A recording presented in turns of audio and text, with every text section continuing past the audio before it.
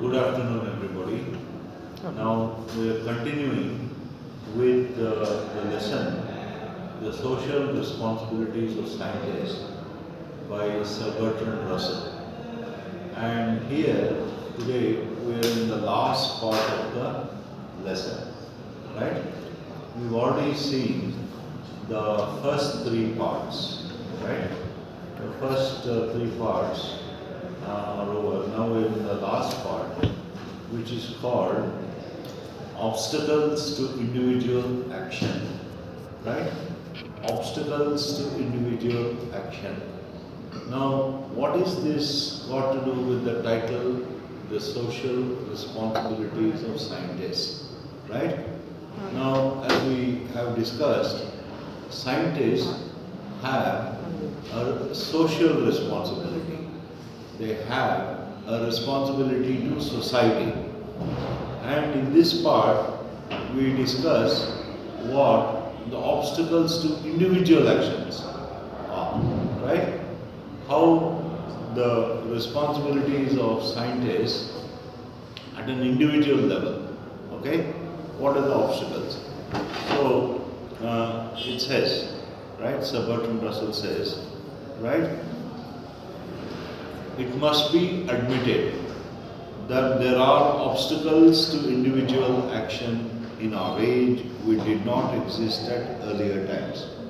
So, by the way, it's on page 53 of the PDF, right? Page 53 of the PDF, right? So, I'll read it again. It must be admitted that there are obstacles to individual actions in our age which did not exist at earlier times. Galileo could make his own telescope, right? So we all know that Galileo Galilei in Italy made his own telescope, right? He did it at an individual level, and the result of that discovery, result of that invention of the telescope, it is being felt even today across the world. Many astronomers use the telescope, which the prototype of which Galileo invented, right? Now, the telescope has been enormously influential on society, and the telescope was invented by an individual. Now, today, if a scientist wants to do something at an individual level, what are the obstacles that he faces, right? What are the obstacles the scientist faces if he wishes to discover or invent something new for the benefit of mankind? Galileo invented the telescope. It was beneficial to humanity.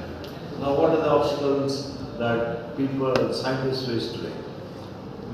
Okay, so continues. But once, when I was talking with a very famous astronomer, he explained that the telescope upon which his work depended owed its existence to the benefactions of enormously rich men, and if he had not stood well with them, his astronomical discoveries would have been impossible, right?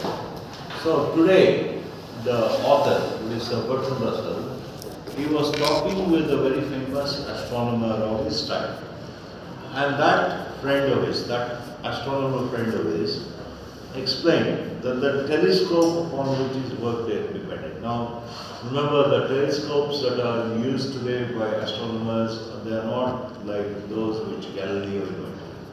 They're the size of this room, the size of this building, right? So, the telescopes which astronomers use are very complicated.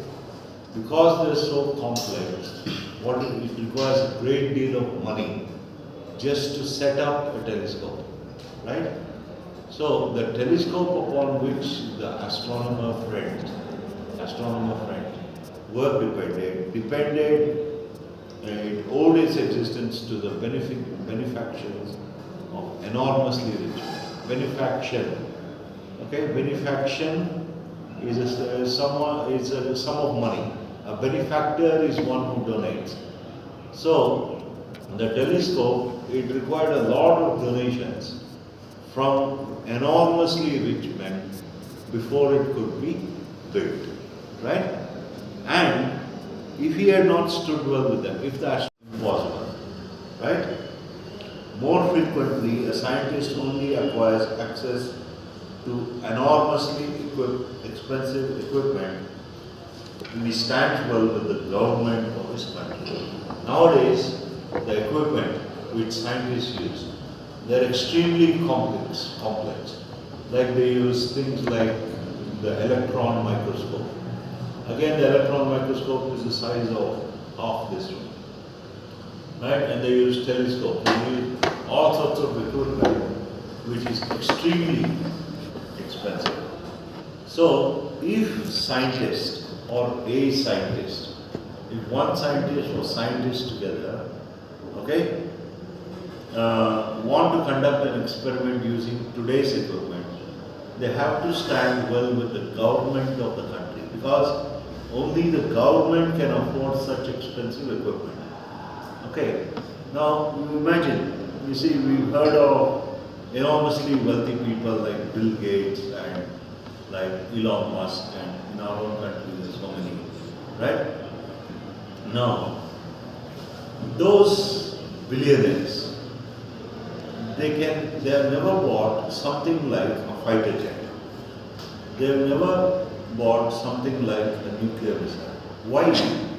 Because these items of equipment, a fighter jet, an aircraft carrier, nuclear missile, all these armaments, all these things which governments buy. The government of a country is able to pay for the enormously expensive equipment bought that is necessary for the conduction of modern scientific equipment. So the scientists have to stand well, they have to be in the good books, they have to be friends with the government of the country, right? He knows that if he adopts a rebellious attitude, he and his family are likely to perish along with the rest of civilized mankind, right? If the scientists were to adopt a rebellious attitude, goes against the country. See, I am not going to invent this weapon because I don't want this to happen, some negative effect. If the scientists were to adopt a rebellious attitude towards the government of his country, then his salary, his whatever he has would be taken away by the government, right? So, see, he and his family are likely to perish along with the rest of civilized mankind. Governments, they take it into their heads to build some weapon. They go ahead and do it in spite of all obstacles. Who is going to perish? Civilized mankind is going to perish because of some actions of some government. So he is going to perish, a scientist who adopts a rebellious attitude is going to perish, and the rest of civilized mankind is also going to perish. So it cannot afford to have a rebellious attitude towards the government. So it's an obstacle. It is an obstacle to individual action. A scientist may be humane. He may be inclined to think of the good of humanity. But if he adopts a rebellious attitude, then, okay, so there are obstacles to individual action in modern times. It is a tragic dilemma. It's a tragedy. It's a dilemma, is a problem, right? It's a tragic dilemma, and I do not think that one should censure a man whatever his decision. Whether the scientist takes a decision to support the government, to go along with the government's policies, or whether the government decides to go against the government policy. You should not censure it. You should not say, you know, you are this such and such a person. Right? You should not censure scientists, because their livelihood, their lives depend on the okay. But I do think, and I think men of science should realize that unless something rather drastic is done under the leadership or through the inspiration of some part of the scientific world, the human race, like the gathering swine, will rush down a steep place, to destruction blind ignorance of the fate that scientific skill has prepared. So here, the author is giving us a word of caution. He uses a biblical story. The biblical story of the Gadarene swine. Swine means pigs. The Gadarene swines were a herd of pigs which rushed headlong. They jumped over the cliff and were drowned. So the author says here that the human race, if someone doesn't take a step, if some people do not take steps, the human race itself will be like the Gadarene swine. They will rush headlong. Humanity will rush headlong. Just as the Gadarene swine rushed headlong with the head first, they jumped into the water, right? Humanity itself will perish because of the things which scientific skill has prepared for it. Scientific skill has prepared a great deal of comforts, no doubt, great number of comforts, but at the same time, it has also prepared the recipes for destroying humanity. So unless some people take an interest and rescue people like governments and other scientists, humanity will perish like the Gadarene swine, just rush headlong towards its destruction. That is what the author is saying here, right? It is impossible in the modern world for a man of science to say with any honesty, my business is to provide knowledge, and what use is made of that knowledge is not my responsibility. So here, what the author is saying is, it is impossible in the modern world for a man of science. A man of science is a scientist. It is impossible for a modern scientist to say, my business is to provide knowledge. That was the original basis on which science was founded. It is to provide knowledge. So we discuss, how physics gives a knowledge of the physical world. A physicist discovers more and more about the physical world. A chemist discovers more and more about the chemical world. A biologist discovers more and more about the biological world. And a mathematician, all the scientists, their business is to provide knowledge. But nowadays, it becomes impossible for a scientist to say, my business is to provide knowledge, and what use is made of that knowledge. See, if you have some item of knowledge, the same item can be good and bad, right? Like I gave that example. You have a mobile phone.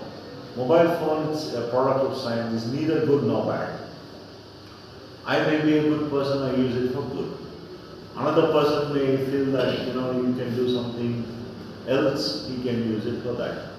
This is neither moral nor immoral. It's neither good nor bad. It is amoral.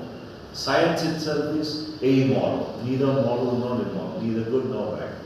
So the scientists of today cannot say with any honesty what use is made of my knowledge. Whatever I discover, whatever I invent, what use is made of that is not mine.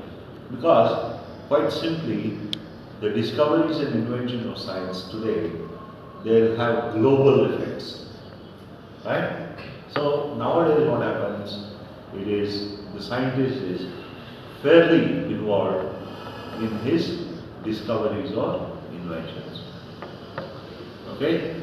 The knowledge that a man of science provides, so a scientist, the knowledge that a scientist provides may fall into the hands of men or institutions devoted to utterly unworthy objects.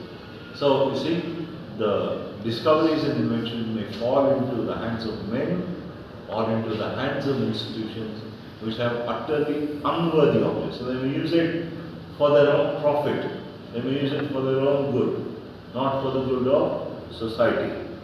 I do not suggest that a man of science or even a large body of men of science can altogether prevent this.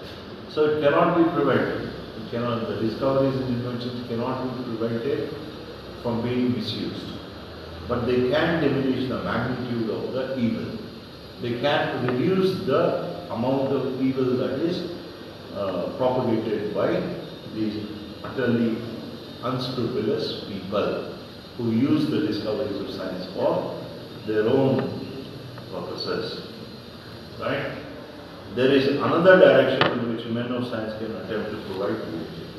Another way in which men of science can provide leadership, they can suggest and urge in many ways the value of those branches of science of which the important practical uses are beneficial and not harmful. So what can scientists, seniors, and what can they do? See, they can suggest and urge to the public. They can publish newspaper articles, they can give radio and TV programs, they can even publish articles on the internet nowadays, right? What they can suggest and urge in many ways is to use those branches of science. Okay, we have many branches of science. The branches of science, the practical uses of which are beneficial. So they can urge, they can set forward, they can educate the members of the general public through so many channels of communication, through so many forms of media. They can educate them about the beneficial uses of the discoveries of science. Okay? So they can reduce, so the members of the public will be educated about what is good for them, and they'll probably use that for the good. So society will be benefited, right? Consider what might be done if the monies at present spent on armament were spent on increasing and distributing the food supply of the world and diminishing the population pressure. So the author gives illustration. The money spent on armaments, if you say the money spent on armaments, the defense budget of countries is 10% of the GDP of the country. See, 10%, 15%, those are normal percentages. The GDP means the gross domestic product. Okay, the gross domestic product of a country like America runs into $3 trillion. Now, 10% of that is something like $300 billion, $400 billion. So the money spent on armaments, the defense budget, 400 billion. So many billions of dollars worldwide.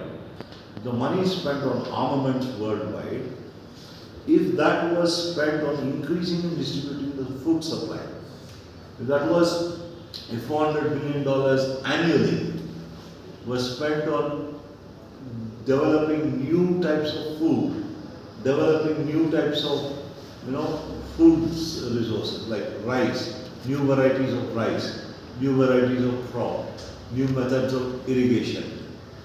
If that 400 or 500 billion dollars was spent on increasing the food supply, or on diminishing the population rate, or somehow they would discover a way to reduce the population pressure.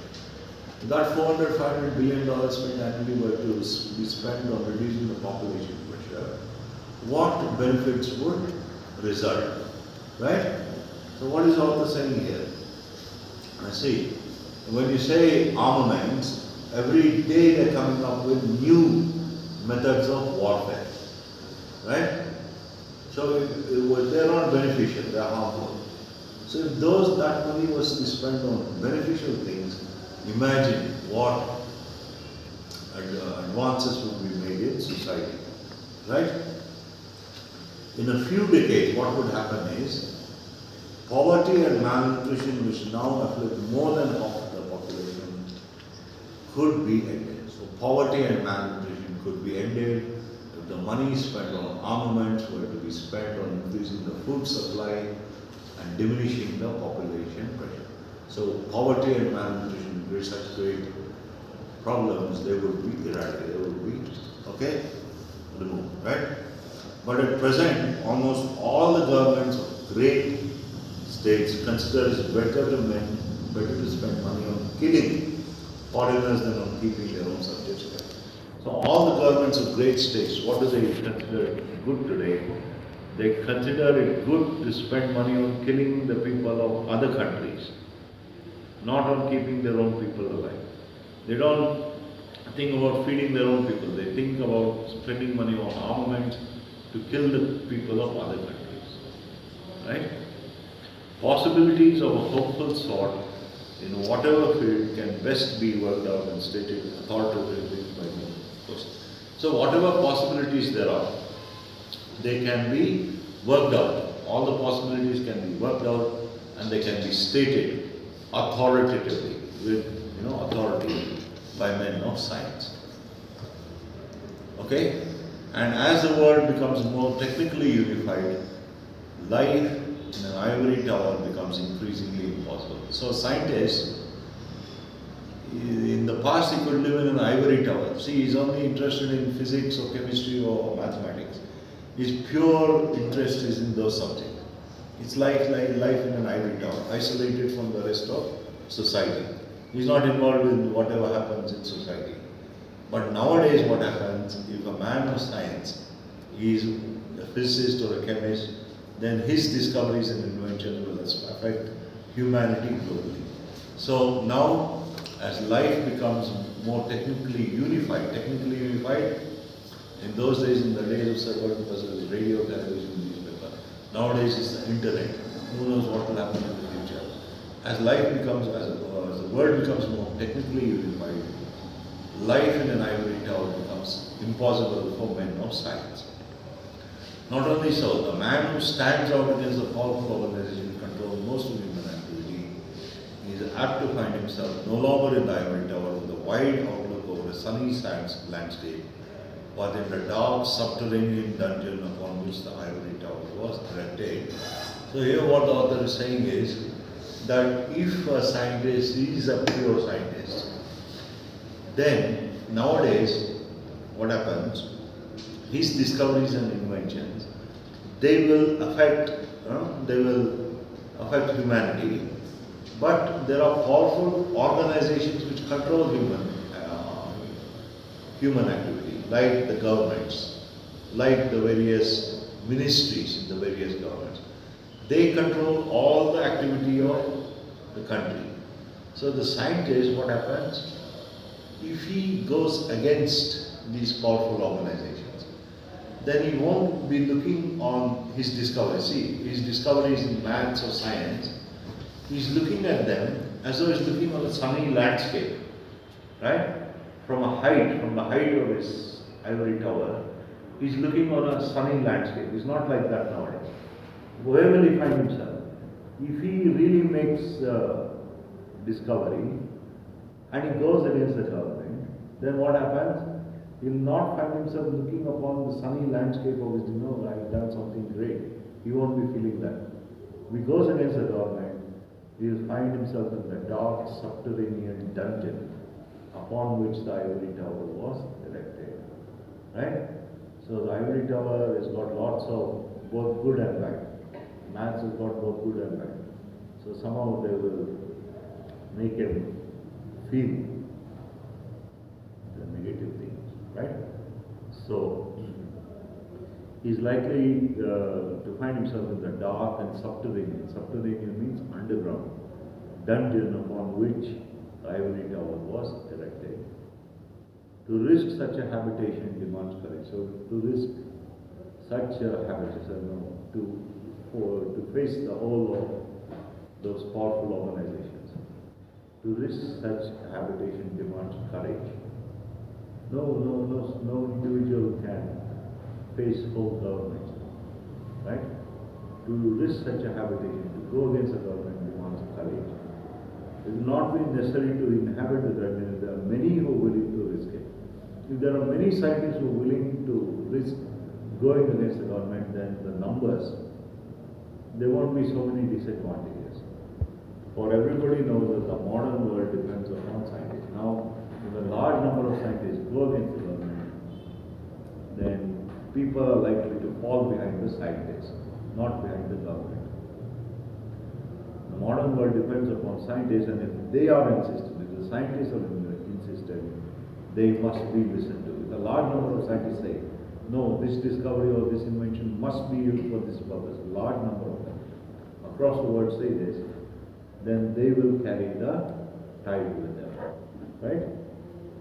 We have it in our power to make a good world. So the author now ends on an exhortation. He urges us, We have it in our power to make a good world, and therefore, with whatever labor and risk, we must make it.